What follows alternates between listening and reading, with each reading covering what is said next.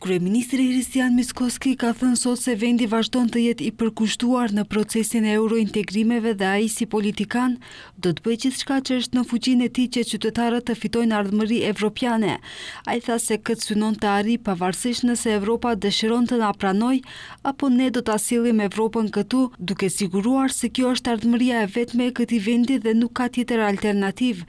Megjithatë, ai ka përsëritur qëndrimin e tij sa i përket kontestit me Bullgarinë që ka bllokuar procesin, duke thënë se momentalisht kemi pengesa që nuk kanë fare lidhje me vlerat evropiane. Se luftojmë që t'i tejkalojmë, luftojmë. A ka afat? Nuk ka afat.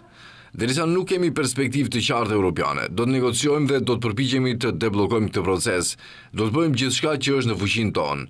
Nuk ka dorëzim. Nuk do të dalë asnjëherë të shpruar para qytetarëve dhe të them rruga jonë është e bllokuar dhe nuk ka ardhmëri.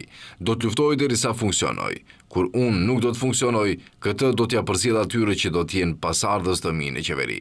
I pyetur nëse kjo nënkupton se edhe në mungesë të garancave nuk do të ketë ndryshim të diskursit të politikës së jashtme të vendit, Mickoski u shpreh i bindur se edhe për skaj kësaj, përkushtimi i vendit në procesin e antarësimit vazhdon. Ne do të vazhdojmë të synojmë Bashkimin Evropian, ai është qëllimi ynë dhe ai është destinacioni ynë përfundimtar. Se a do ta deblokoj BE-ja procesin për shkak të kërkesave të një shteti antar që të bllokojë këtë proces, ajo varet nga vetë Bashkimi Evropian, nuk varet nga ne.